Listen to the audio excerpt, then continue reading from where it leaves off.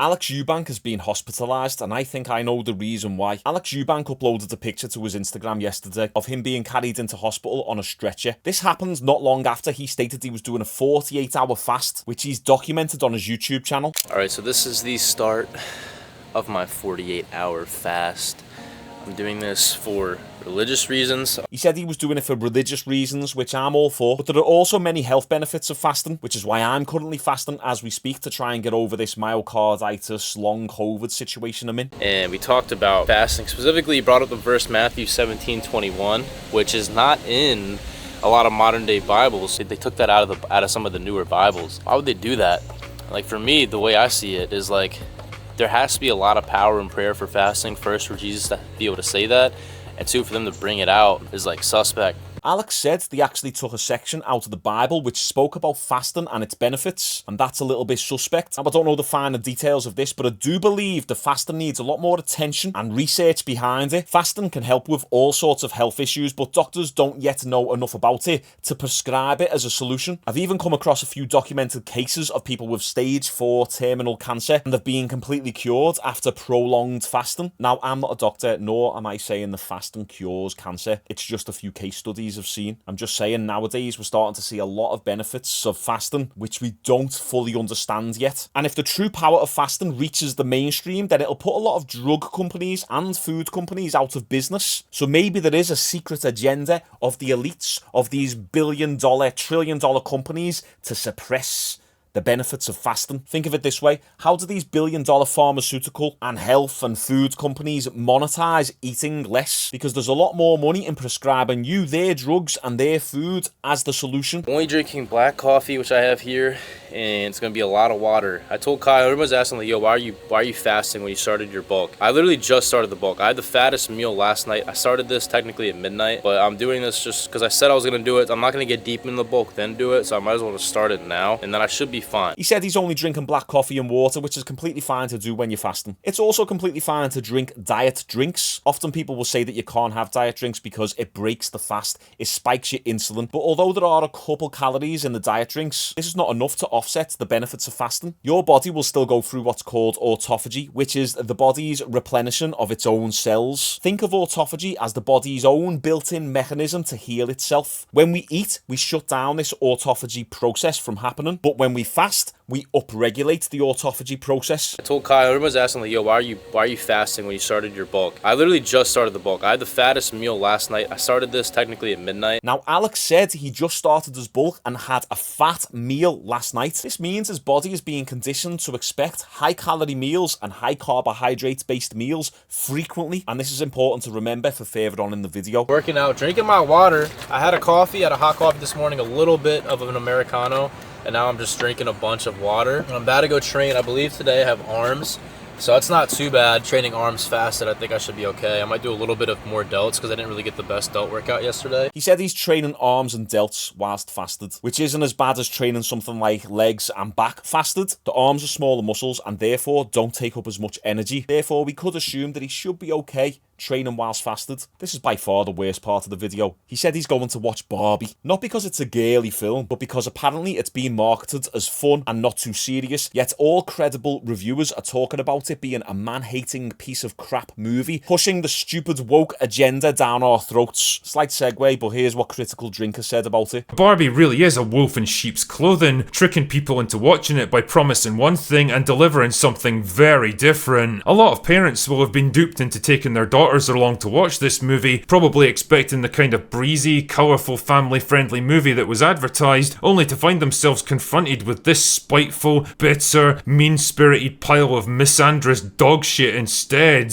And I can't help but wonder how many future man-hating psychopaths are going to be created because of this film. It's not very often that I say this in my reviews, but if you're a parent and you're thinking about taking your kids along to see Barbie, then the drinker recommends you skip this one and do literally anything else with them. Believe me, you'll thank me later. I thought that'd be fun to include in there. But anyway, back to the video. I've heard that when you fast though, your mental clarity goes up, you become more dialed in. I think it's like a biological response to when you don't have food, your body becomes more dialed because you obviously like biologically it's like you're looking for your next food source, so you have to be like, all your senses have to be dialed in. So I've heard about that. This is true. When you fast, your mental clarity and productivity improves massively. When I first started personal training and intermittent fasting was just coming out, I done intermittent fasting for a good 2 years. I felt super energetic. I was doing around 10 to 16 personal training sessions per day. I was training for 2 hours myself, and I never really had any issues. And I recently done a 72-hour water fast. This is where you only consume water and green tea, just to try and get over these health issues that I've had recently. Finished up the workout. I was getting starving through the middle of it, and near the end I was just getting burnt out. I was like feeling a little whack. I think it was a decent workout. I didn't have like crazy like heart palpitations and like breathing issues. Alex seemed like his workout went fine. He said he didn't get any palpitations, but the fact that he brings this up makes me think that it's something that he's had multiple times in the past. Why would it be a thing? Why would you have to address that? Maybe it's because he's susceptible to it, and he said he's had anxiety in the past. Anxiety can cause palpitations, but he said now it's mainly the hunger he's struggling with, which is completely normal when you're doing a fast, especially going from up here on a bulk, eating 3, 4, maybe 5,000 calories a day to completely nothing for 48 hours. It's a bit extreme. Yeah, we're gonna go to Dick's, and honestly I've just been drinking a bunch of coffee and water, and I have a little bit of a headache. I wonder if that's probably because of it. And there was a few times where I felt like hypoglycemic, obviously because I don't have any like carbs in me. I mean, so far it's not terrible. Like it's like a maintainable hunger, but I feel like I could just go out to eat tonight and just eat literally everything. He said he's got a headache, which is a normal symptom of not eating. When you fast regularly, the headaches will eventually go away. I'm currently 6 days into my 23-hour fasts, and my headaches are starting to die down slightly. But always make sure to supplement with electrolytes, because low sodium levels can be associated with having a headache. These are the ones I use. And make sure you drink a lot of water. There was a few times where I felt like hypoglycemic, obviously because I don't have any like carbs in me. Now he said within the last few hours there's been a few times he's felt hypoglycemic. This is one of the first major warning signs. It's all downhill from here. I feel like I can't open my right eyeball all the way. Remember when I kept saying that I couldn't feel like my feet? That was like the beginning of it for sure. No, because I've never had that happen before, and I remember I started feeling the numbness, and I started feeling my lip. Like that's the same when we were at that conference in Miami. It started like in my lip, and my like tooth felt like numb, like quivering, and that was like there was like another 30 minutes left in the movie when I started feeling it. There was a dude who came up to me and wanted a picture when I was like mid pass out, like pre-pass out.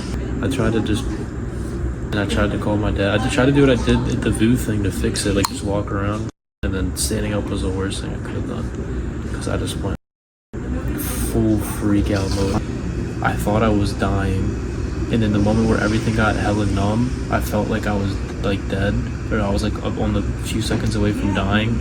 Alex said he couldn't feel his feet and everything went numb. This is a common symptom of hypoglycemia. Hypoglycemia is where the body has low levels of glucose within the blood. Usually the quick solution for this is to get more carbs in you, but that's only a temporary solution. Now what it sounds like, Alex might also have had low blood pressure here. Sometimes when you go hypoglycemic, this can be coupled with low blood pressure, which can cause lightheadedness, pins and needles, and numbness. You feel spaced out, you've got no energy, you feel like you're going to pass out. And in turn, all of these symptoms can spike your anxiety levels. Whether you're strong mentally or not, some people think because they don't regularly suffer from anxiety that this can't happen to them. But anxiety is a natural response to stresses. And when you have something like this happen, whether you suffer from anxiety or not, your body can go into an anxious state and therefore create more symptoms. Then you don't know the real symptoms from the symptoms caused by the anxiety. We ended the fast about 24. We did 24 hours basically.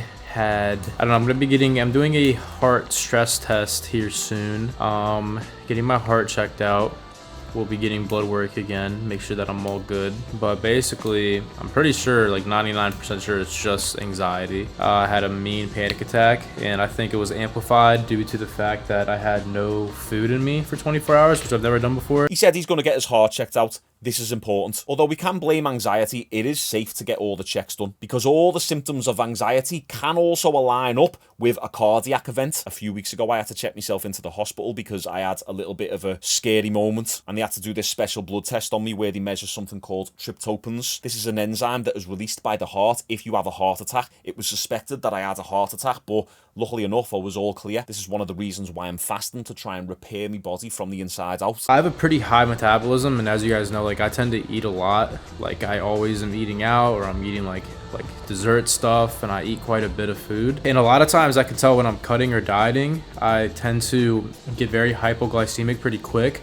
if I'm doing cardio when I'm cutting sometimes, or post-workout cardio, I almost like feel like I'm gonna pass out. So that's kind of the feeling I was getting. He said he eats a lot of desserts and sugary foods, and he said because of this he goes hypoglycemic very quick. So with that being said, it's not a good idea to go straight into a fast. Here's what I think that's happened. He's went on a bulk, he's had, as he described, the fattest meal at midnight, and then went straight into a 48-hour fast. He's trained during the fast, he's vlogging, he's in the shops, he's walking around a lot, all whilst his blood sugars are getting lower and lower and lower. It's been a big shock to the body, and then he's went hypoglycemic. Then potentially his blood pressure has also dropped, and then along came the high anxiety levels, which created another load of symptoms. I've had all these exact same symptoms earlier this year, which is what compelled me to make this video. Basically, in the beginning of the Barbie movie, I started getting a weird feeling, like in my feet and my hands were getting like cold, and then near the end, like the last 20-30 minutes, I became like overly aware of like my breathing and stuff, and I started like low-key tweaking a little bit, but like I was just trying to enjoy the movie. I was like fighting it back. Funnily enough, I've also had a couple funny turns in the cinema, the same as Alex did, except I wasn't watching crappy films like Barbie. When it happened to me, I was in the cinema, my heart rate shot up to 165 beats per minute out of nowhere. I had crazy palpitations, I had chest pain, I had arm pain, my face was going numb. I honestly thought I was having a heart attack.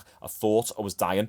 It sounds funny and we can all laugh about it, but when it's happening to you and you've got a lot to lose, honestly, it's scary stuff. It was honestly, probably off the top of my head, the scariest moment of my life, so I can kind of relate to what Alex is going through here. Here's some advice for what he should do next time he wants to fast, or for any of you lads out there who want to try fasting yourself. Don't let this situation with Alex put you off fasting. Fasting is amazing, so I urge you to give it a try. You've just got to do it right. So don't just go straight into a 48-hour fast. You need to build up to it. If you're on a high-calorie diet or a bulk, over the first week, go from 6 meals a day down to 5 to 4 to 3 and then to 2 meals a day, and then in the next week transition into intermittent fasting, where you're fasting for 16 hours of the day and you've got an 8-hour eating window, and within that 8-hour eating window have those 2 meals within that window. Then in the third week, decrease your carbs slightly. You're still having the 16-hour fast and the 8-hour eating window, you're still only having 2 meals, but now decrease your carbs by 50 100 grams a day. Then once you've acclimated and become accustomed to that, then you can go into doing a 24-hour fast, and then once you've done a 24-hour fast, go into a 48-hour fast. I was completely fine doing a 72-hour fast because I've done intermittent fasting for so long, and I've also done countless 24-hour fasts. I built up to it over the years. Let me know your fasting stories down below. I'm glad Alex is okay, but he 100% should go and get an ECG, an echocardiogram, and get his bloods taken. He said he just rushed out of the hospital and went home and had a sleep, but it's always better being safe than sorry. And remember, boys, if you want evidence-backed training programs and physique courses to help you build muscle naturally without steroids, so you can keep hold of your health, then check the links in the description down below. Like this video, subscribe if you're new to the channel, and I'll see you all tomorrow.